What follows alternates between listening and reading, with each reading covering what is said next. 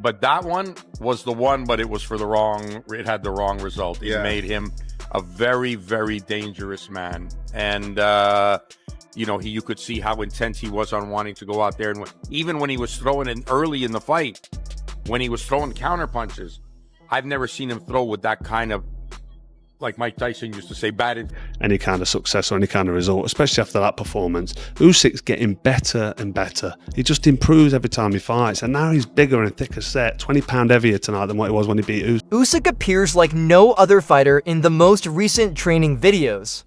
His training techniques are so distinct and out of the ordinary that they greatly improve his vision. He seems to be able to anticipate each punch before it is delivered. He moves in a deliberate, controlled, and somewhat surreal manner. He is extremely hard to hit, and no one in the ring ever finds him easy to break because of this uncommon training method. If you like this, please subscribe Punch Vista and click the bell icon for more latest and interesting videos.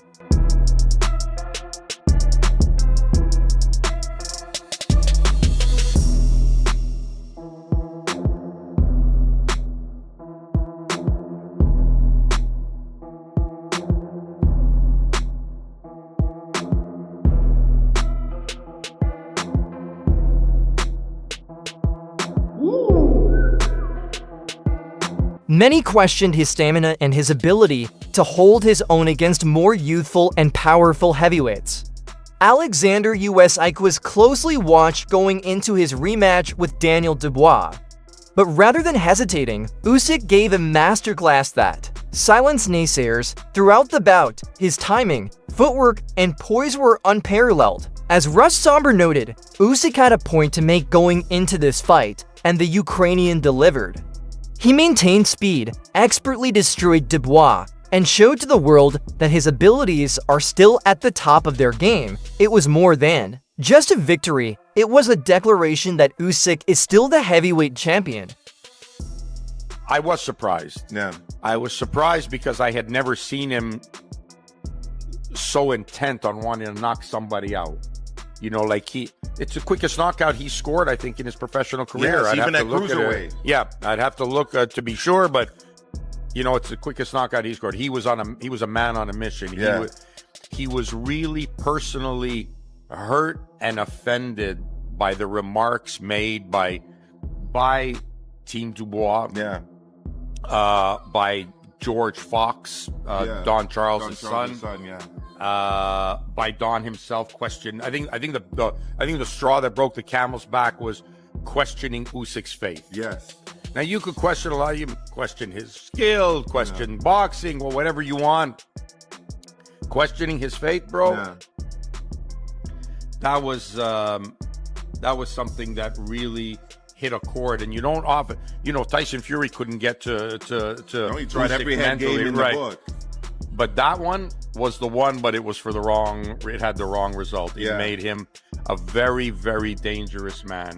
And, you could see how intense he was on wanting to go out there. And even when he was throwing in early in the fight, when he was throwing counter punches, I've never seen him throw with that kind of, like Mike Tyson used to say, bad intentions. Yeah, bad intentions, yeah. He was throwing with bad intentions, yeah. Usyk is more than just a boxer.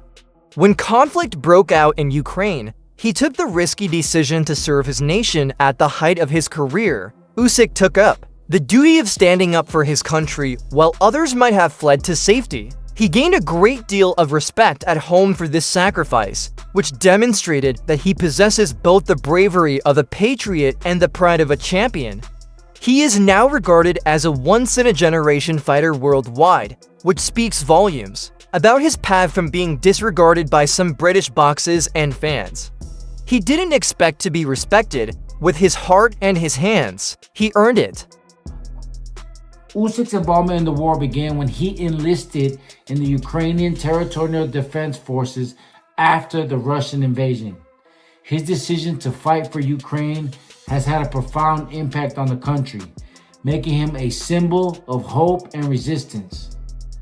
Usyk's presence on the front lines has boosted the morale of the Ukrainian military and civilian population alike. So this man kept his heavyweight championship, continued to be heavyweight champion, no losses, nothing on his record, and still went and defended his country during war. Given that, you gotta give him the greatest heavyweight fighter of all time. His accolades inside the ring match it. But now that I find this out, that the man was in the front line, and they said that even after the Fury fight, he was keeping in contact with the soldiers, and he was, boosting the morale and boosting his countrymen and raising money for the war. Regardless of the politics, whether the war should be going on or not, and who should be killing who, it don't matter. The man went to war. Carl Froch publicly recognized the increasing dominance. Usyk looks more polished, physically, more powerful, and more astute tactically with each battle. Given his prior setbacks and weaknesses, Froch pointed out that Joseph Parker would not be a serious threat, particularly in light of Usyk's challenge. Given everything that Usyk has accomplished, Froch even hinted that he might want to think about retiring soon. He has defended his titles, defeated other divisions, and made a name for himself as the greatest of his time. It wouldn't add anything fresh to his legacy to face someone like Moses. Roga's perspective captures an emotion that many people have. Tonight than what it was when he beat Fury, which I said earlier. He just looks like a big solid heavyweight, big solid dangerous heavyweight, but I'd like to see him retire. He's 38 years old. Eventually it's going to catch up with him, the age, and there's nothing left to do. He's made an absolute fortune and he don't need it anymore. He's done it. He's clocked it, he's completed it. It's like he's got the cheat code, and it's like it's not fair on everybody else. So I'd like to see Usyk retire. Let me know in the comments who you'd like to see him fight next. Somebody like Moses Atoma, I just don't think is going to be ready. I think if you're managing Moses, you need to take your time with him. You can't be chucking him in there. People say, yeah, chuck him in there with him, fight him, see how he goes. If he gets beat, he's lost to Usyk. But it could destroy his soul. It could take away that young, promising prospect that Atoma is. He could have a good future, and to fight somebody like Usyk now, if he got wiped out and got disheartened, it could be the end of his career. So I just think Usyk now, really, nobody can say anything to Usyk if he retires now after that win. He's done everything there is to do. Fury twice, AJ twice, now Dubois twice. There's nobody else left to beat. He's done it. Usyk should just hang the gloves up. He's been a fantastic addition to the heavyweight division since coming up from cruiserweight. He's been absolutely brilliant, and what he did tonight against Dubois was nothing short of just, he made it look easy. And I don't want to disrespect Daniel Dubois, but he just made it look easy, and he does make rounds look easy, doesn't he? Whoever is in with, whether he's in with Tyson Fury, whether he's in with AJ, he makes it look easy. There is nothing left for Usyk to prove, although Joseph Parker is still mentioned as Usyk's possible next opponent. Not many people think it would be a real test. According to styles and experience, the majority consider it to be a mismatch. An alternative suggestion was made by Oladipo, who brought Derekasora back for a second fight. Showmanship was more important to him than competition in his reasoning. Regardless of the result, Chisora is renowned for making every battle feel like an occasion. This might be generated by his raw energy, unpolished manner, and commercial. Then, well, here it is. Here's your world title shot. You're going to fight for a world title, right? But if you're Joseph Parker, and I spoke to Andy Lee, it isn't just a case of fighting for a world title. You want to fight the #1 for the world title, and that guy is Oleksandr Usyk. So, yeah, there must be loads of conversations going on right now. Loads of conversations. I did say this the other day, and I don't know, sometimes I'm like, when I was in the ring and I was interviewing Oleksandr Usyk, I was desperate because of my love for Joseph Parker. I was desperate for Joseph Parker to get, I know he got in the ring after, but I'm talking about on the zone. So whilst everyone is still in the stadium and everyone's still tuned in, I was desperate for him to kind of just jump in the ring. I was desperate for him to do it. Chisora was trying to do. So Chisora knows how to play the game.